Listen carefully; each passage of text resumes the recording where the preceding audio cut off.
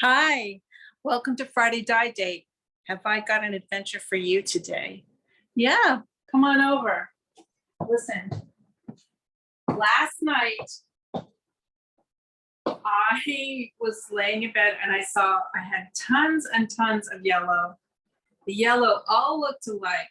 And a few weeks ago on our class day, I saw a lot of beautiful yellow behind Heather. Heather is really helping us learn more.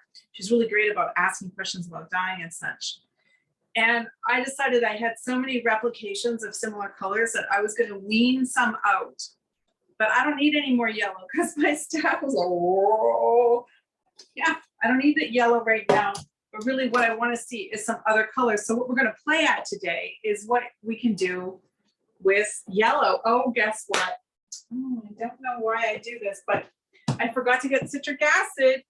Oh, I don't know how you tolerate it. This is forgetful.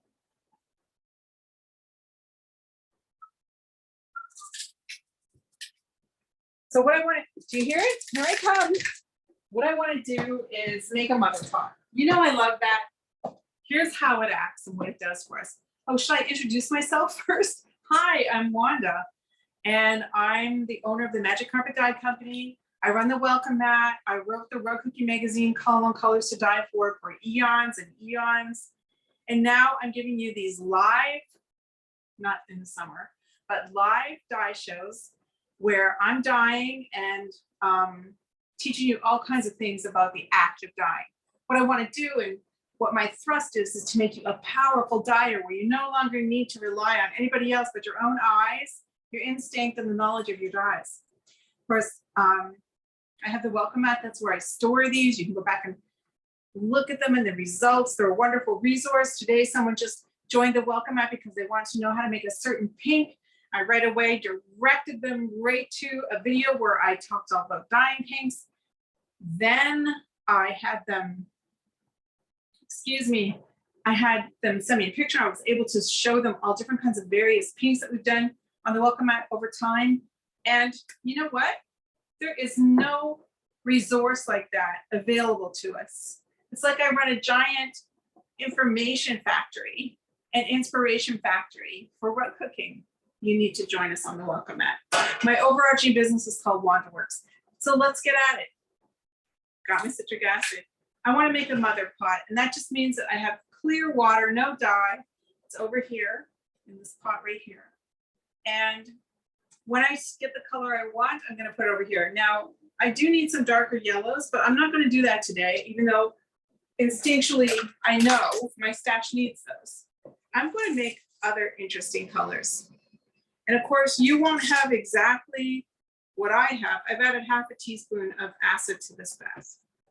I'm not going to add any acids to these baths. And not because of yellow, it's because when I see the color I want, ba-boom, in it goes into the mother pot.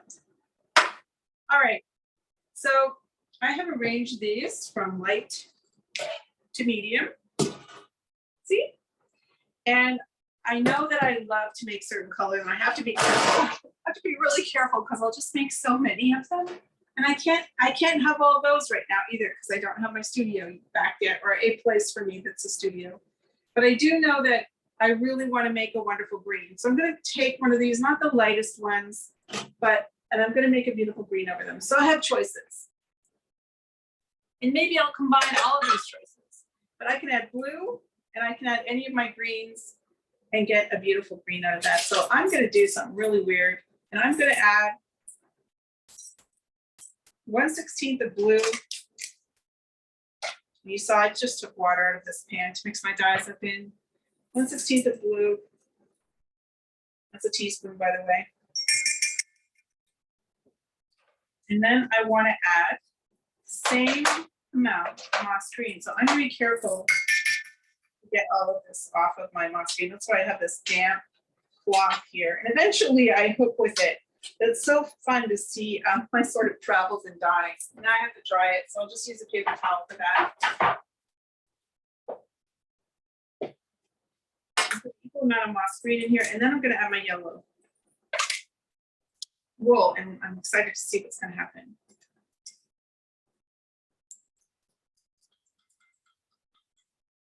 I want to make sure that I may get this all dissolved too. This water isn't as hot as boiling yet. I'm going to add this in. You sort of can see what it looks like. Sort of a dreamy color. That's a beautiful color just to dye right there over natural wool. I'm quite in love with color. Oh, that dreamy color. All right, so now I have this sort of dull yellow. It has a bit of schmutz on it too. Sometimes that happens in the dye bath with a dirty pan. So I would have been boiling away at something, then not clean my pan out, and then this will touch the side of the pan. I always don't get too worried. Oh, now she's really done it. She didn't even bring any stir sticks. Boy, oh boy. I want to get this poked in there as quickly as possible. Here's my stirring stuff over here. I don't know why I did that. I need a minder. So you can see this is going to not be super bright green, but it is very handsome. So I'm just going to let that do its thing in there. I'm going to start on the next one. So I have some lighter yellows and I want to put some blue violet over them. I know that we've already looked at that this summer. We're going to look at it in a different way. So once again, I'm going to use fairly excitable amount of wool, 1/16. And these fabrics are all different sizes. This is almost a half yard that I put in here. This one is not going to be nearly as much, but I'm going to add more pieces of different colors in. And I like doing that too. I have a big saying I like to say, more is more, right? So if I have all of these going into this 1/16 of blue violet, I'm going to get these little variations that I might need in this color, because you know, I like to paint. I like to paint with wool. So I want to have all those little nuances you can get from mixing paint in my wool. This helps me. So let's take a look at what I've got here. I've got this very light one. I think I'm going to save it for something else. I've got sort of a little bit darker one. I like the look of it. It's about a 1/4 yard. In she goes. I've got this other dull piece. I'm going to put it into.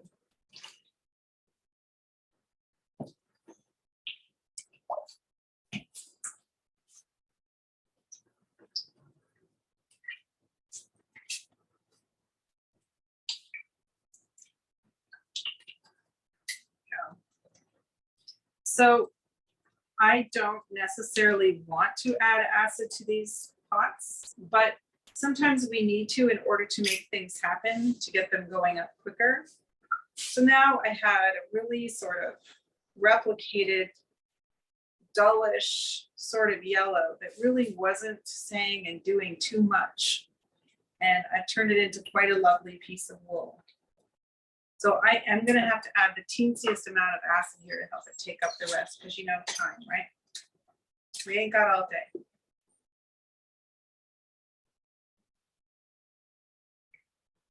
It could be that I could look in here and think, well, I like what's happening. Like it's turning into a beautiful and interesting sort of orangey corally color right now.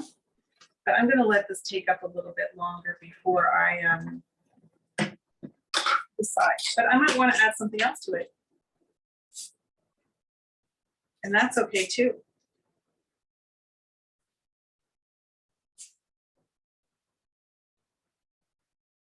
Yeah, this is when our acid pot comes in so wonderfully. So I don't want to only have 2 pots going. Look at that. So lovely. Looking outside, the leaves are just starting to come out and some of them are in shade, and this is just the perfect color for that. I'm going to pop it over here in my acid pot. And it's okay to have different colors in your acid pot because they're not all going to go in there at one time.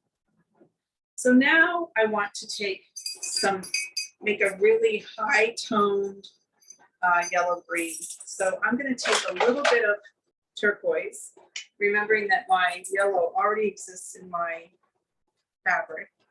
So that was like 1/128.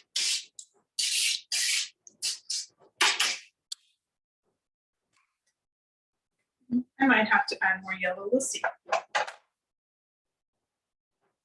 Now I have this piece that's lighter and brighter. It's about 1/4 yard. I'm just going to put it in here. I think it's one more than 1/4 yard. And it might be that I don't have enough dye in there for this particular event I'm trying to create, but I can always change that at any time just by adding more.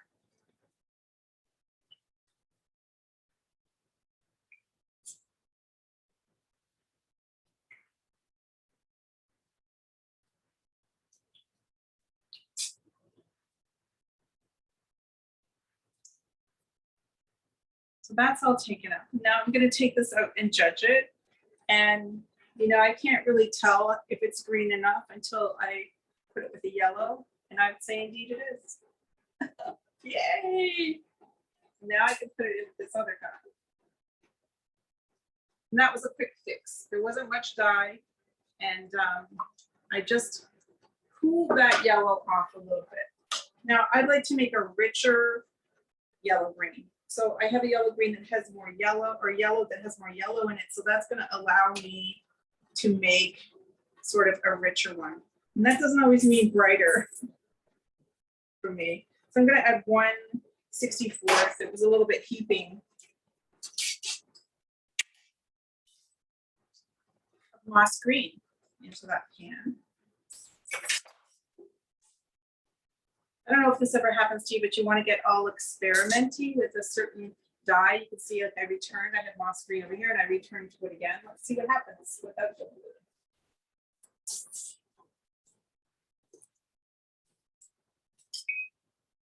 Of course, because I have a little bit of acid added, I want to get to this. I don't want to leave it too long. Of course, I'm making all sort of medium and lightish colors, but it's really great to just, if you find that you've run out of dark yellows, which I was saying previously, it's great to take some of the lighter ones that you're not selling or you're not using yourself and pep them up a bit. Turn them into another color.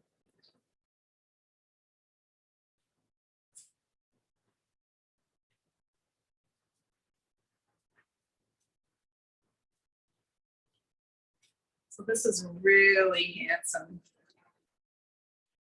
I have a dye formula called Acide, and I don't know it off by heart, but I know a lot of people use it. I don't use it, but a lot of people use it, and it's quite a lovely bright yellow green. So if you're a member of the Welcome Mat, just type that in, ACIDE, and that formula will come right up for you. People have found it super useful. It's a lovely color. But this is someone else.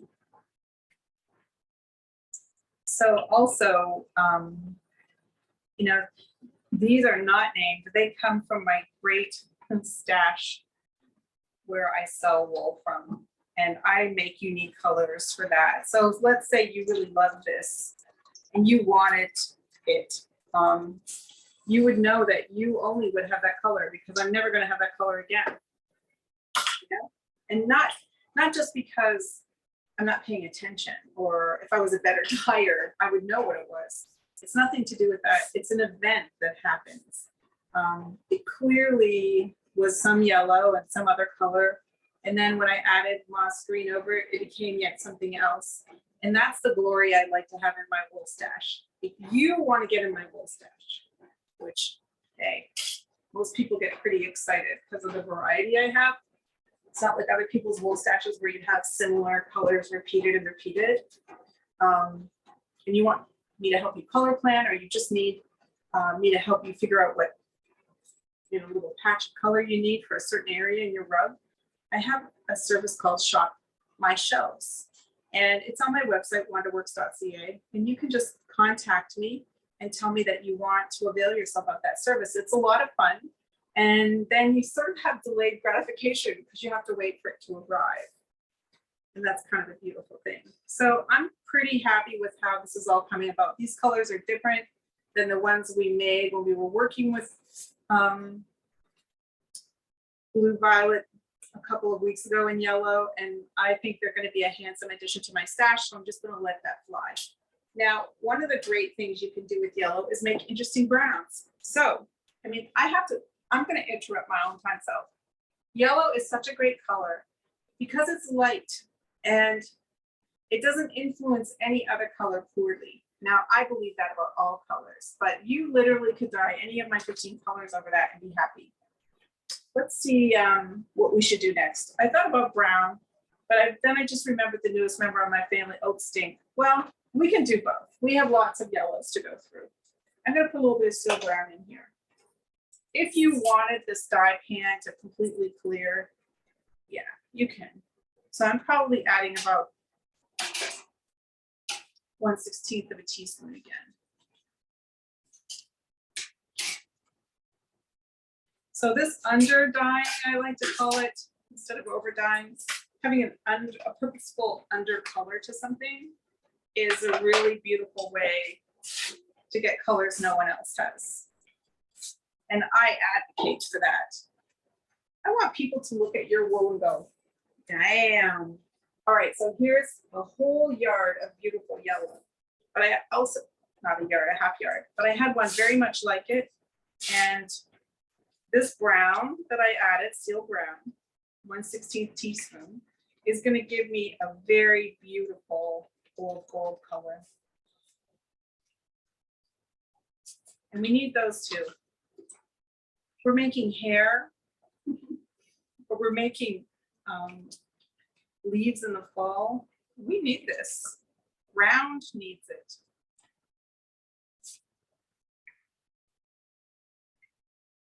And look at the handsome foil between these two pans. Isn't it gorgeous?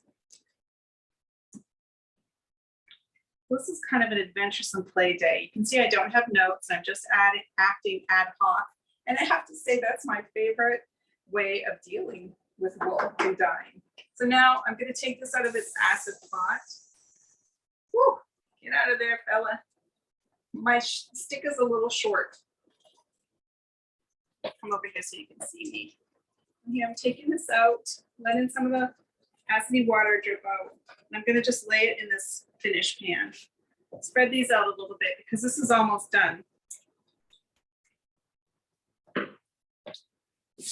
And you can see the different time lengths different pans take too, right? Like this one's taking a lot longer to take up and patience is needed. Where these I've just been pumping through here, no problem, clearing quickly. And yeah, that's just the nature of dyes. Each one has its own rate of take up time. And that's okay too.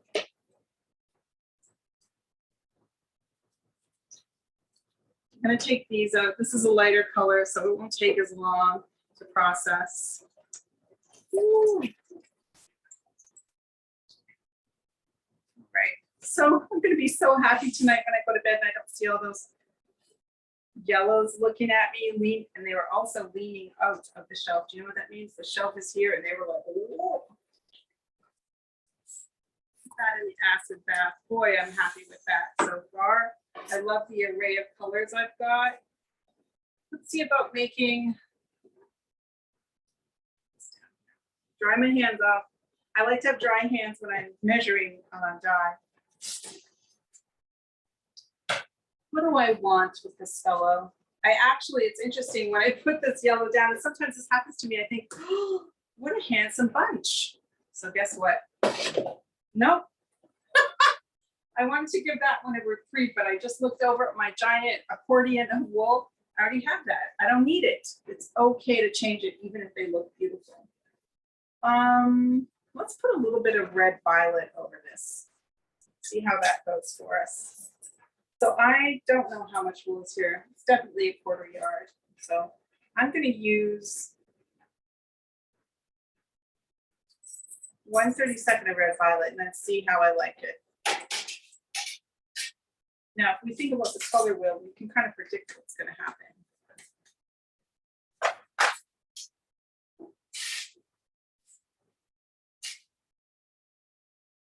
You predicted yet? Here comes the proof.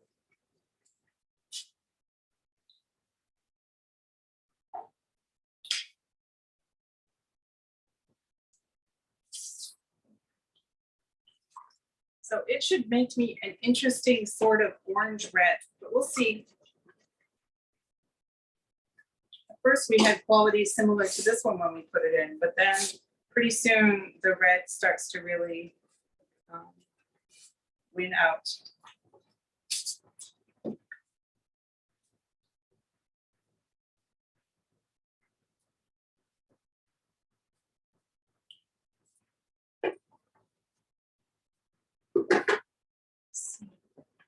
what I'm gonna do is leave this for another minute or so.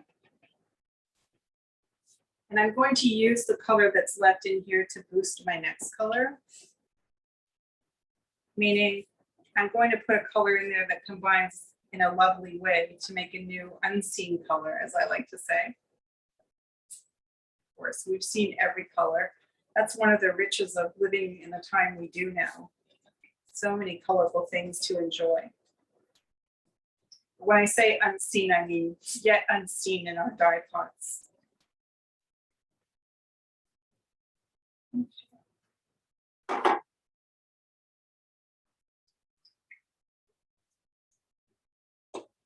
I always think it's great. I just want to go over these tips with you that you wet your wool properly. And I just read an old instruction sheet for Magic Carpet Dyes where it said, wet your wool, preferably overnight. Hell no. No, it doesn't matter how long you leave it. You need to have a wetting agent. Yes. Does everybody know what that is? A wetting agent is something you add to your soaking that helps the wool get wetter. It actually helps the water. It's a chemical that helps water be wetter than water. It allows it to slip through our fibers. And we want to pay attention to that because all the soaking in the world sometimes won't wet this wool. Just putting it in water, putting it in your bathtub or wherever you put it in your sink. I used to put it in my bathtub, but I've always used a wetting agent. You'll get irregularities because some places won't actually be wet through. And a wetting agent completely prevents that. And as a matter of fact, if I didn't want to wet this before, all this wool, I could have just had some Synthropol in here, and the minute it hits the dye bath, it gets wet right through. And it does save a lot of time, I have to admit. I want to add blue to this. I'm going to put 1/16 of blue in this pan. And I have an interesting sort of orange, more yellow orange piece of yellow, or let's just say it's a warmer piece of yellow. I'll show it to you in a minute. So rather than being like coolish towards the green, it's warm towards the orange. And here it is here. Of course, we know right away this is going to make a green. But a green of what sort? Because we've got a little bit of violet in there too, which is exciting.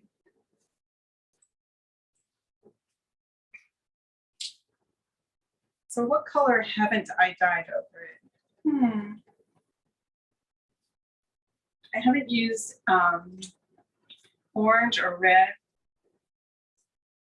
I've used a brown.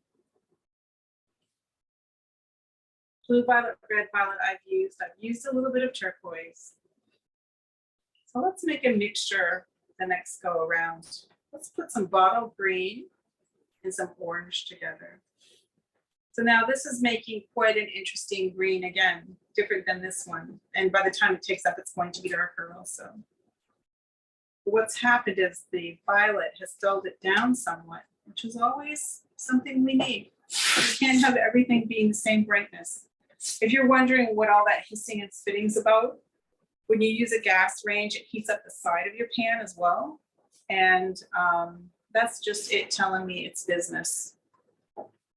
I also don't have any markings on this wool because I don't really need to remember what happened, but I will write over top of them in the write-up what I used with which when I show you the results. So look at that.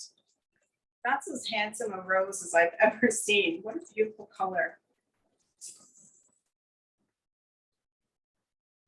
Okay, now I wanted to combine bottle. They're a little bit opposite colors. So bottle green.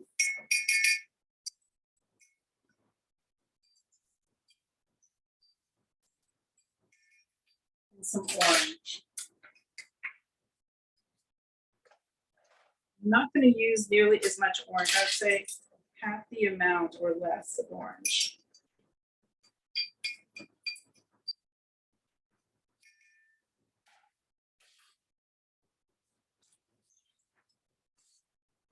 So I already can see, of course, I'm gonna get green. I already have a lot of green. So I'm gonna add a little bit more because I'd like to get a weird color. So now I'm equaling them out, so they're close to equal. And then I want to examine that color, see what it looks like.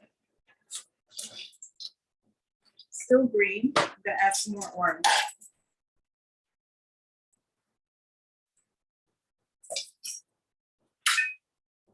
Do you see what I'm doing here? Each time I'm judging what's happening. So now let's take a look at what's green. So yeah, now I have an interesting weirdness. My favorite. I hope it is yours too. We always need these strange colors in our work. We really do. So I have this piece that's smaller. Let me see how big it is.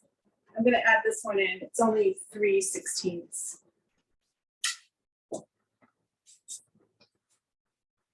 And I'm gonna wait a few minutes and add another one in.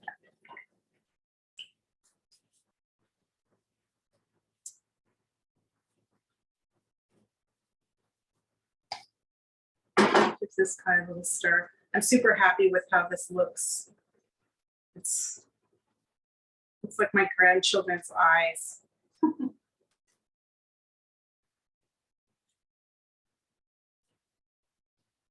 There's still a little bit of the nothing to take out. So I also want to try Old Stink with some of these yellows too. So I don't want to forget that. This is a really lovely tobacco color. Like, I know you can get this off the boat from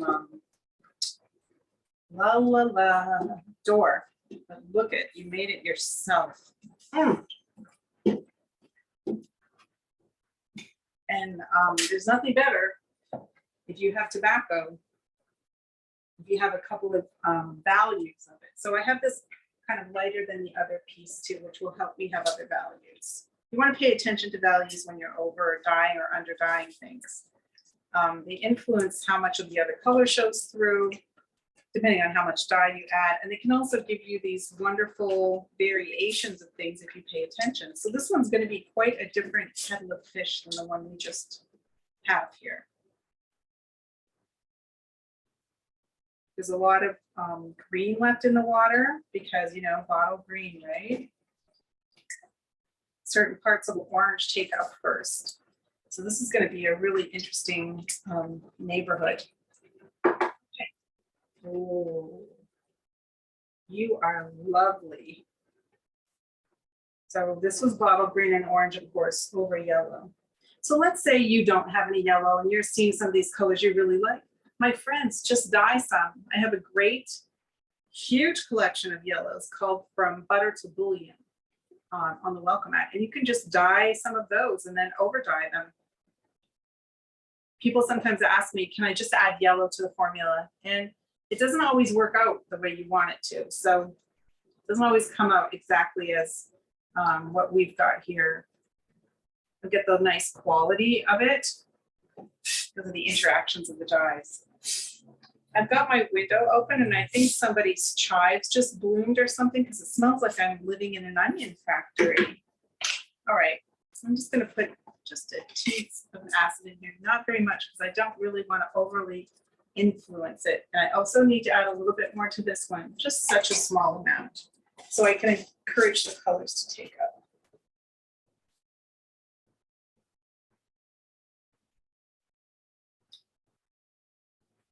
So I only have 2 more pieces of wool. Well, let me see. Yep, 2 more. One of them I want to do Old Stink over. And sort of what's left in this dye pot looks a little bit Old Stinkish. I'll show it to you. See, it's like kind of a weird nothing color. But if I was real smart, which apparently I'm not today, I might add a light or white piece of wool in here. And I'm giving somebody the stink eye over here. I'm looking at this one. Although I like it, I will put it in here. Oh, it jumped in. That's how much it wanted to be there. And it's just going to take up the rest of this and give that an interesting otherness, another quality to it.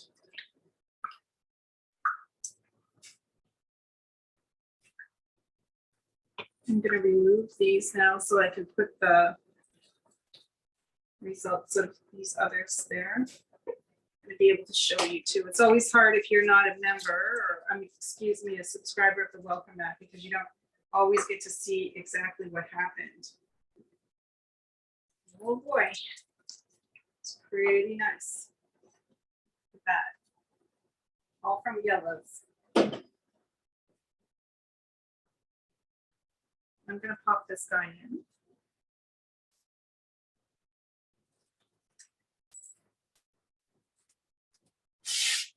And this is a case too where I have a lovely high green residual dye left in here. It's like practically my favorite color in the whole universe.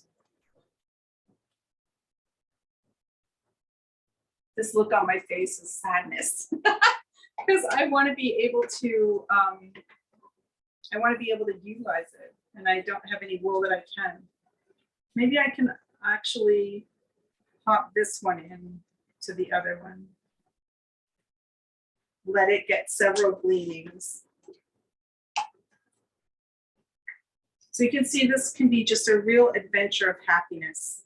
And that's what I want for you in the dye pot. That you're just joyfully using color.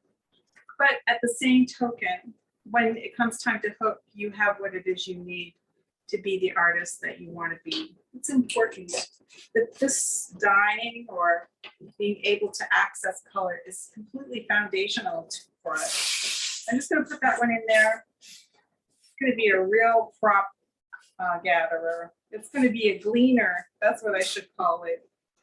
Oh, I didn't like that. I better think of another name. Give me a little bite. All right, let's put one. I'm going to put 1/16 again of Old Stink in here. And I have a spot dye. So it's sort of a, I'll show it to you. It's a bit blotchy, which I don't mind a bit, but I don't usually use in my own work. And it can be fun sometimes, but it turns me into a real fussy cutter. Do you know what that is? When you come up on something you don't like and you fussy cut, so you pull the loop up and then you cut off what you don't want. Oh boy, this is lovely. Nothing I like better than killing yellows. Oh yeah, I really like this color. So this is a wonderful neutralizer. I use lots of it. Yellow's a light color, so it's really taken on, as I like to say.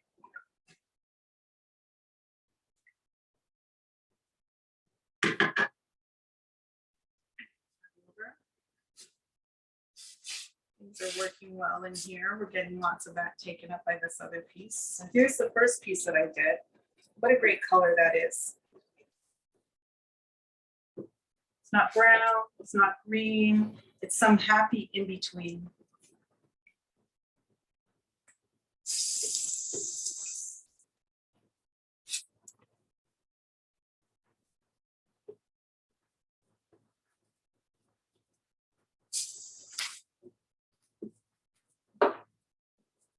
So that, I meant to talk about that too. It turned into quite a lovely color too. Let me come over here so you can see it.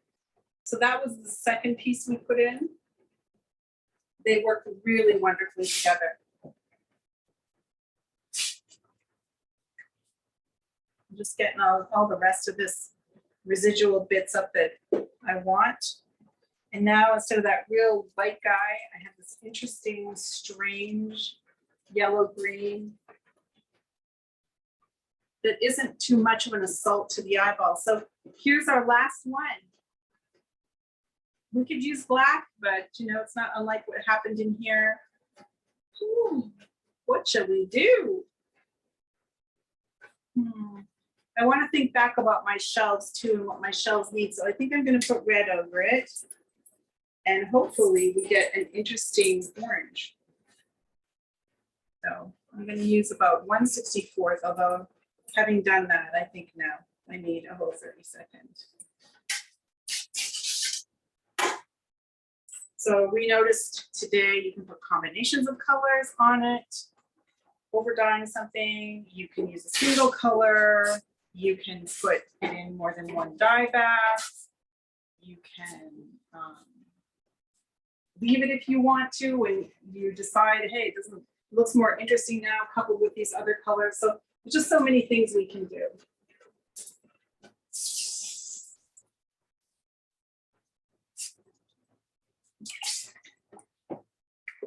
Get this moving around quickly because I have low water, but we're also running out of time. I don't like to keep you too long. And we're just going to get this stirring because of it, because of the water level. I have to keep it moving. I mean, if I left it, here's what would happen. I would get something with light and dark spots. Wool that was above the water line and wool that was below the water line. That can also be really beautiful. And if that's what you enjoy, well done. I'm a real, color nurse Cratchit.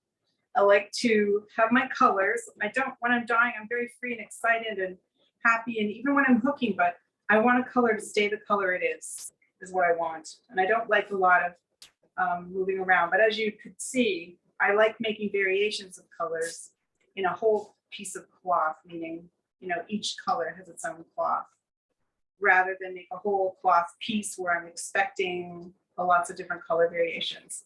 I like predictability. But within that, in my dyeing behavior, in my dyeing acts of how many colors are on a thing. But I love combining them in my in my hooking. God, girl, do you even know what you like to do? Yes, I like to have adventures in the dye pot. But when I'm dyeing, I don't want a whole bunch of light and dark spots in my wool because I like them to act the value they are. Now, there's the English I was trying to speak. So while that happened, my red dye is almost all taken up. And I like how it looks. This guy's almost done too. It's quite a beautiful orange. It's an orange it's difficult to get, right? Out of your dyes. And I'm not going to put it anywhere, just like with that gold. I need to process it on its own. Oh, it's very handsome. The more water comes out of it, the nicer looking it is. So if you were me, you would then want to overlook your wools and say, is there anything I want to change? So let me bring this over here so you can see them all. So here's our gold one I made, brown. Here's the one that I use on stink with. Here's the one I dyed with red. And then I have these beautiful ones.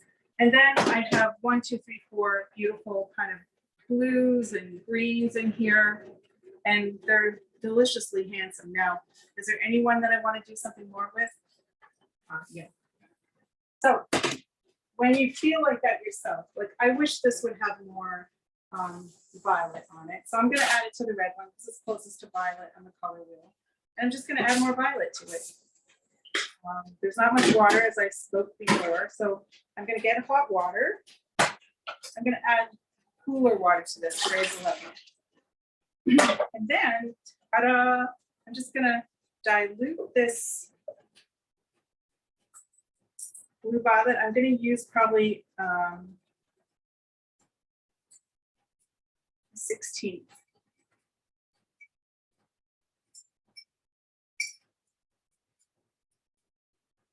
So a couple of things I'm really excited about today was that gorgeous color that I made with yellow cloth, olive green, and orange.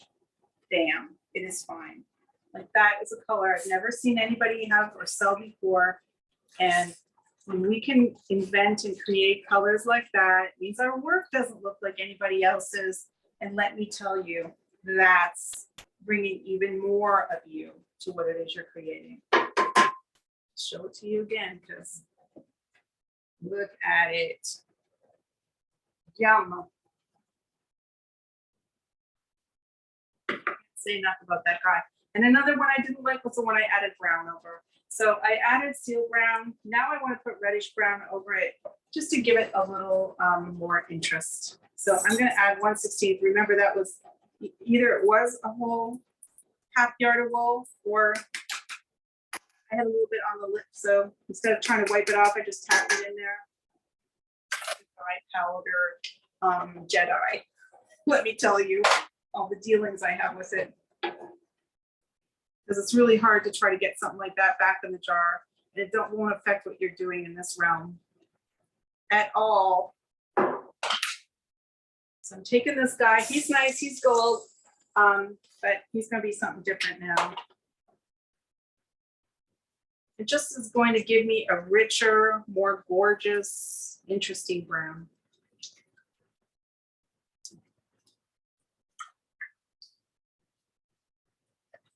And seeming to, just the way I put it in there, still getting some of the golden shining through, which is a-okay, as long as the values are close. So for me, this is a lot more interesting color to use. It's still golden, but it's so rich.